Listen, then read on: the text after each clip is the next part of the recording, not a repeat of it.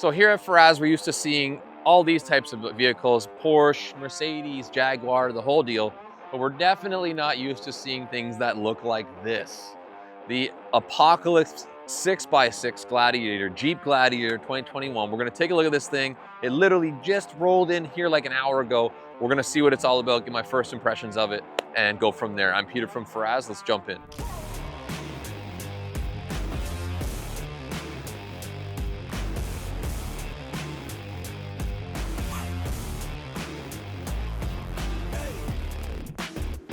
Okay, like I said, this just came in. We've not detailed this, we've done nothing to it, and I don't think we even are gonna bother detailing it, because this is exactly what it's supposed to look like. Like it just drove out of a forest or a field somewhere and just running stuff over, killing things. Like we got a spider web still in here that's just been spun. We didn't even clean that out yet because that's just how it came, that's how it looks. Anyway, what do I notice first? The whole thing I know is covered in Kevlar. It's kind of like a bed liner material, but it looks just insane. We got a full winch up front, so you can just tear things out of the ground, you can get yourself out of a jam, but I'm not sure how you're ever gonna get in or stay in the jam because you got 6 wheels, you know, like you can just haul out anything. I noticed a full Fox Racing suspension upgrade. All of the whole design of the axles, everything is all brand new. It's all done from Apocalypse. They take these Jeep Gladiators from stock and they completely build them into these crazy, monstrous machines. So it still has the original style Jeep hood, I've noticed, which is kind of interesting. I would think that they might change out how they'd open that hood or you know, maybe change that up, but maybe the design's so simple they just kept it anyway. I noticed that like this Apocalypse logo on the front is kind of cool. Looks like it's 3D printed. It's nice and light, really neat. Yeah, the lighting system is definitely jumps out at me right away. There's lights all over this thing. I'll show you the switches inside as I was playing with them before. You got a big light bar on the front, light bar on the back. You got lights in here. I even noticed there's lights in the engine bay too that you can turn on from a little toggle switch. It's really cool. So I love the badging on the side here since 1941. I didn't even know these existed until this showed up and I started to dig a little bit and called the actual guys at Apocalypse Manufacturing. Big shout out to them for doing this on not only Gladiators, but on F-150s, on all kinds of different things. You just bring it in there, they're gonna rebuild it from scratch, or you can even buy it brand new from them. They'll buy it, source it for you. You don't even have to bring the car there. So I've knelt down to the front here. It looks like I'm like literally standing beside a building when I'm crouched this low. Just to give perspective, this is a 20-inch fuel designed wheel, and it looks like it's literally a 13-inch rim because these wheels, these tires are so big, massive tires. I don't know how you'd honestly ever get stuck in anything. And it was neat is when we were driving it, it's actually not nearly as loud or as aggressive as you think it would sound. I know like sometimes I've driven some Jeeps or some other tires or other cars that just make a ton of road noise, but this wasn't that bad. I love the Apocalypse 6x6 just on the sheet metal under here, printed in red so you can see it's keeping that like kind of apocalypse-y style. And see, like I mentioned earlier, all this is lighting underneath. We'll fire that up after and show you what it looks like. I mean, it'll be a little bit hard to see because it's sunny out, really sunny and clear day today, but all of this thing, everything lights up, so it's pretty cool. 6x6, obviously, meaning you have 6 wheels, you have 3 different axles. This is all custom built by Apocalypse Manufacturing. Just crazy, like nothing else you'd see. I will notice that the turning radius is, as you'd picture it, it's not the best, but it's not the worst by any means either. So been in a lot worse cars than this one. Being so big, it's still not too bad. Another thing I noticed, all the Fox upgraded suspension all through here, making this thing's just raised up super high. Like the edge of the engine bay is at my chest level, almost at my shoulders. So like working on this would be tricky, but you have to get a big ladder and get up on there and hop in.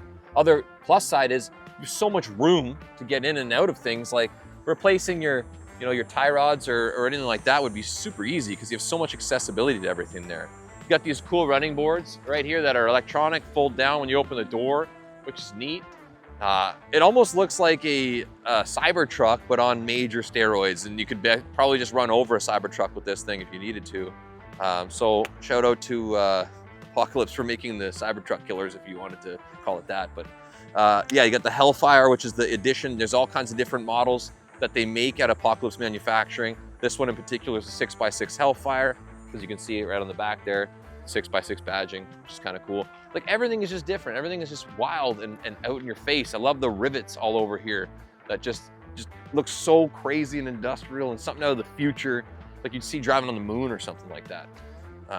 Yeah, when you get to the back of this thing, Pretty simple, big apocalypse writing across the back, which is neat. It's actually popped out of the body, so I guess that may be 3D printed or how they put that onto. That's really cool.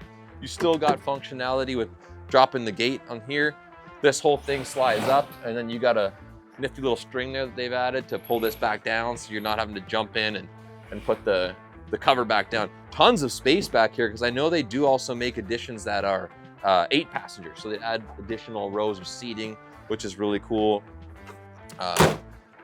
It's more of like a spectacle thing to me, I think. Like, unless you're literally planning to drive off-road continuously and just be, you know, in the forest, or just have zero care of where you're driving, it's got to be like probably one of the weirdest, like the most wild head turners if you're driving on the road with this thing. Like, I don't think there's much else that would turn a head more than this, just as much as a Lambo or, you know, any kind of fancy high-end car. This would do just the same, especially with kids or people that don't know what the heck it is.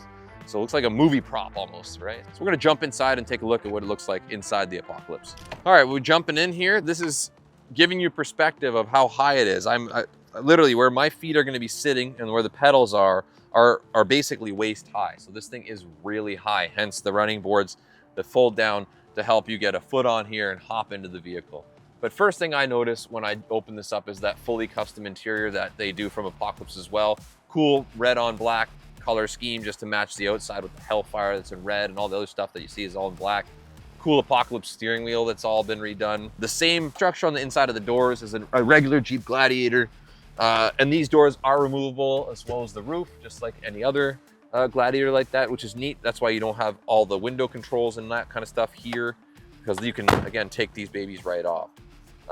But other than that, you got the same basic console as a Gladiator, just a much different interior, which is really nice. I really actually did a great job of the upholstering and all the leather in here, which is really sharp. Really, really cool. So I'll turn this thing on. Same thing, same push button as the regular Gladiator. What I do like though is they got since this thing's so big, you have a rear view mirror camera here that shows you behind you and in front of you. So you can literally just scan back and forth, and it shows you what's in front or what's in back, and you can tilt it backwards or up or down. So you have a much more clarity if you're nervous, or you get yourself into a pinch where it's a tight spot and someone parks too close. You can see exactly how far you are from something ahead and something behind. So yeah, very cool. I love how the little handle here for adjusting the gearing, so I guess adjusting the 4x4 two-wheel drive modes, now replaced with 4 high, 6 high, and 6L, 6 low. So that's to activate all the axles at the same time and all that kind of cool stuff. And then again, like I said, all of these little switches on the bottom, you got a bunch of them down here, 6 switches for all the different lights of everywhere you want to see. So we'll toggle through all those and go through that. Otherwise, you have a nicely updated infotainment system, just like Jeep's done so nicely, a nice job of. Very easy to go through a touch screen. So if you're thinking that because this looks so bizarre on the outside, it's still simple and easy to navigate through on the inside. They didn't go too crazy making this overwhelming to drive. It's just grab the steering wheel, hit the gas, and fire away. So yeah, I love the roof paneling too, which is really sharp. It's got this leather diamond stitching just like the seats do, which is cool. And yeah, that's really neat. You can take the roof off here by just toggling these open, and you can pop your roof right out, which is neat. We are going for a little ride. One thing I do notice is if you're just used to driving even a regular SUV, you got to be very aware of how big this car actually is. So you give yourself a little more space on making corners and stuff. But like, I just noticed too that while I was driving, the average liters per 100 kilometers on this car are only 16.7, which is like really not bad at all. I'm sure my family SUV is way worse than that. But man, I'll tell you, as you driving this thing, it just feels like a beast, you know, like but it's still comfortable. Still comfortable. I like the usage of the cameras on both front and the rear. That's a really nice feature. But I feel like I could just drive over people instead of wait in traffic. It's probably a lot easier for your commute times just to run them over and don't worry about wasting too much time waiting. So feels like possibilities are endless here. You could just drive over anything. You could go over trees, lawn, grass. Kind of feels like driving a big pickup truck, but pickup is fine. Like drivability wise, this thing feels solid. You wouldn't know you're driving an apocalypse monster. That's just bizarre. But either way, it's turning a lot of heads. If your goal in life is to turn heads, this is the truck for you, man. This thing, everyone you pass just stares at it because they have no clue what it is. It's actually kind of funny. I don't know if that novelty would ever wear off or it would be endlessly just hilarious. I think pulling up to, if you have children, pulling up to your kid's school in this thing would be just like legendary. You'd just be the hero, you know, or the guy they're gonna run to when the fire alarm goes off. Like, oh, I gotta go get in that guy's truck because he'll keep us safe, you know. All right, let's see what our turnaround, our 3-point turn radius is like in this thing. So we just stop to turn around.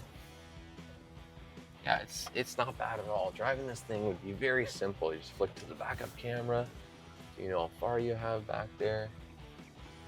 Yeah, this is not it looks like an apocalypse and it looks like a Mad Max monster, but it doesn't drive like one. It drives pretty nice, pretty fun.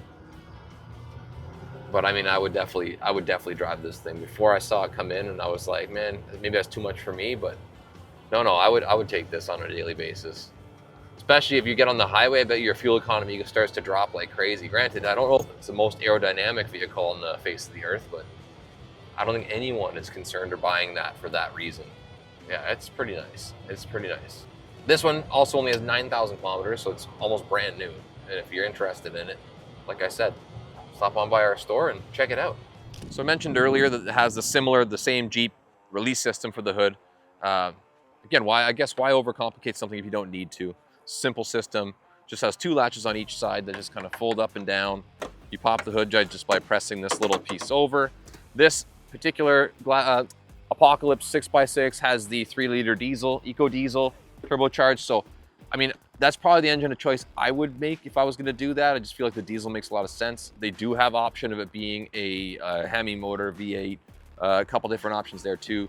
But again, the eco diesels proved to be plenty enough power in this car as far as you'd need. But again, unchanged motor from the original Gladiator, and that's where I was talking about. Got the 2 lights right there that you can turn on or off on the inside of your car, just if you're going to work on it. That's super handy to have. So great little feature. And yeah, this thing will be here ready for battle, ready for your own video. You want to make your own movie, just got to come by, check it out. It's wild, it's insane, it's in your face, and it's here for sale. So if you were looking for one of these, or at least to come check it out, you know where it is. It's here at Faraz Auto Sales. I'm Peter, and don't forget to like and subscribe our videos.